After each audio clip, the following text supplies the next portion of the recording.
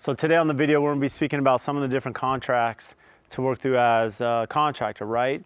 Most of us understand, cost plus, lump sum as a general contractor. Additionally, there's other contracts, a construction manager, consultant, working with the clients. So in addition to the contracts, we're gonna be speaking about the power of LinkedIn and how that played a role in this project for AFT.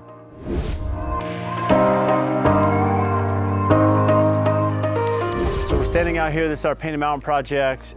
You've probably seen we've done phase 1 and phase 2 showing these incredible projects that are just under 60,000 square feet. Again, there is a property line down the middle for both residences, even though we're managing both projects here. And then we have some common area down below between the golf putting green and then the football field down right here, actually where I'm standing just to the left of me. But this project is really neat because through LinkedIn, this is something I speak about a lot, is the value of LinkedIn, and that all of us, although we're putting content on Instagram and some of these other social media channels, to not forget about LinkedIn. And so there's the clients here that we had met, had been following us for many years through LinkedIn. We had been connected for the last 3 or 4 years. And through LinkedIn, we had posted a lot of our hillside, a lot of these complex hillside projects we've been working on these last few years at AFT, retaining walls and digging into the mountain, and then the progress. And so the client was here. They were at a standstill. They're both very familiar. One of them's actually in the construction industry. The other one knows it very well. And so they were at a point where they were looking to hire, bring on a GC of our magnitude to come in and assist with them through completion. They had already been through about a year of construction and then needed that construction manager. And so this project was a little bit different for us because it wasn't the typical, bid contract from the very beginning, be involved with the client and work as a true GC, managing the entire scope of work, doing all the contracting, all the bill pay, invoicing, the pay applications that we do. And so the client reached out through LinkedIn and said, hey Brad, we'd like to meet. And so we had many conversations with both clients, took them through a couple other projects we have of this magnitude, similar size, from square footage and scope and complexity, and put together an agreement, to be the construction manager. So my superintendent, Chris Turner, who's here, he's gonna be running both these projects over the next 2 years.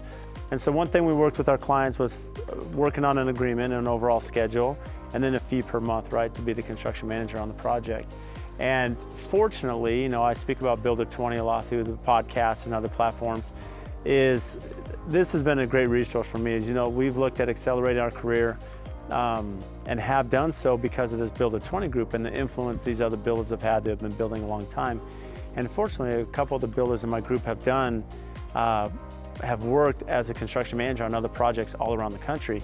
In fact, one of our builders, he's done projects in Hawaii, he's done projects in Jackson Hole. And so because of that, he had a contract, he had a template, that we modified and worked with our clients here to work as a construction manager to just understand, because again, with any project, just whether we're general contractor, contractor at risk, it's really important to understand the scope of work, right? That we itemize the scope, what's included, what's excluded. Very similar as a construction manager to understand where do the warranties fall, how are people paid, how are they contracted, lien waivers, and all these things that play into that. So this was really important to have that template from our Builder 20 group, work with our clients, come to agreement, and then again, we took this over in March of this year, and so we're 4 months into this, made some amazing progress. We're now framing. We had the slab poured on phase 1 of the house. We set the structural steel here. So on phase 2, some amazing details. And again, if any of you are looking at how to get into Builder 20, if you're looking at understanding some of the contracts that are out there, feel free to reach out. We're happy to help.